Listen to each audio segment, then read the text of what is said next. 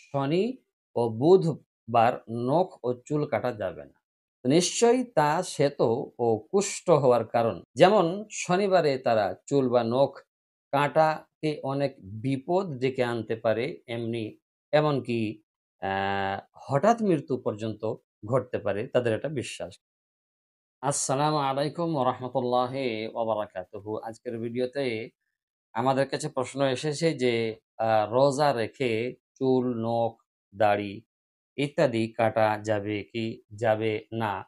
বা শনি ও রবি বা সোমবারে চুল, নখ, দাড়ি কাটা কি অশুভ? আমরা এই ব্যাপারে সংক্ষিপ্ত আকারে উত্তর দিয়ে চলে যাওয়ার চেষ্টা করব।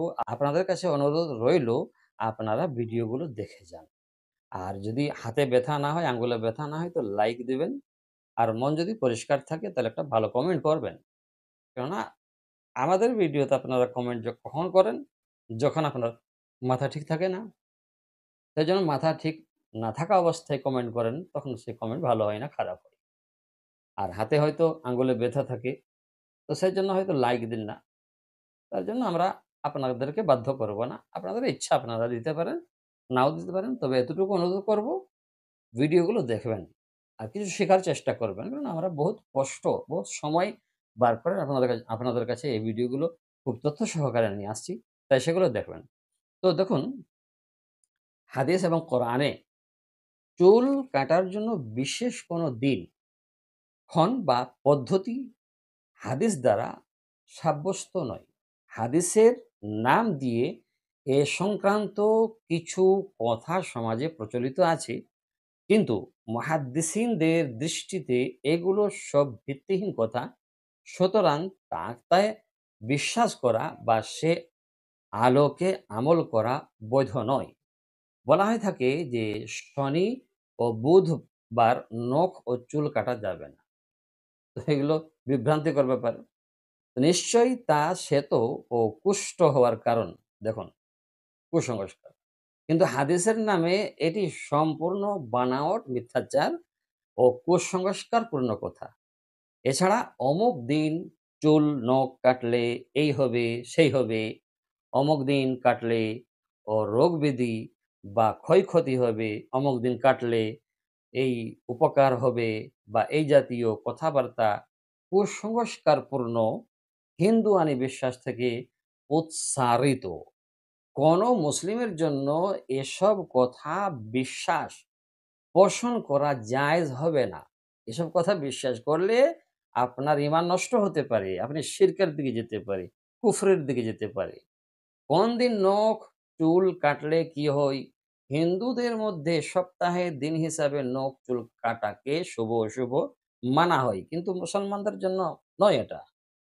যেমন শনিবারে তারা চুল বা নখ কাটাকে অনেক বিপদ ডেকে আনতে পারে, এমনকি আ হঠাৎ মৃত্যু পর্যন্ত ঘটতে পারে, তাদের এটা বিশ্বাস। কিন্তু একজন ঈমানওয়ালা মুমিনের, মুসলমানদের এই বিশ্বাস হবে না।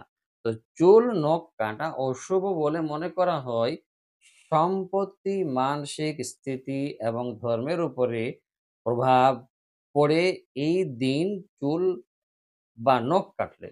সোমবার চুল কাটলে মানুষের মানসিক অবস্থার উপর এবং শিশুর শারীরিক অবস্থার উপর এবং প্রভাব পড়ে। তো মঙ্গলবারে চুল বা নখ কেটে ফেললে আয়ু কমে যায়। বুধবারে নখ বা চুল কাটলে দেবী লক্ষ্মীর আশীর্বাদ পাওয়া যায়। আস্তাগফিরুল্লাহ। বৃহস্পতিবারে চুল বা নখ কাটা মানে আ লক্ষ্মীকে অপমান করা।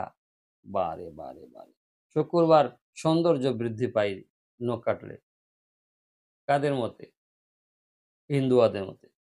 এদিন চুল বা নখ কাটলে সাফল্য আসে। শুক্রবারটায় সাফল্য আসে। আর বাকি দিনগুলোতে অসাফল্য হয়। বলা বাহুল্য যে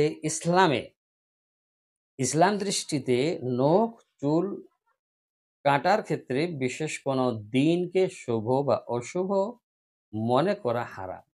ইসলামের দৃষ্টিতে এগুলো সম্পূর্ণ ভিত্তিহীন এবং ভ্রান্ত কুসংস্কার ছাড়া আর কিছু নয়।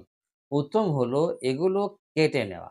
রোজা রেখে চুল ও দাড়ি কাটা যাবে কিনা এই প্রশ্নের উত্তরে শেখ মাহমুদুল হাসান তিনি বলেছেন, হুজুর, রোজা অবস্থায় নখ কাটাকে বা চুল কাটতে কোনো অসুবিধা নেই, এগুলোর সঙ্গে রোজার কোনো সম্পর্ক নেই। রোজা রেখে দাড়ি সেভ করলেও রোজা ভাঙবে না, রোজা নষ্ট হবে না, কোনো কিছুই হবে না। সেজন্য রোজা ভাঙার কারণ আলাদা। আর রোজা ভঙ্গের যে কারণগুলো রয়েছে সেই কারণগুলোর মধ্যে এই কারণগুলো নয়। অতএব আমরা জানতে পারলাম রোজা রেখে চুল নখ দাড়ি সেভ করা অবশ্যই চলবে, কোনো অসুবিধা নাই। ভালো থাকবেন। আসসালামু আলাইকুম ওয়া রাহমাতুল্লাহি ওয়া বারাকাতুহু।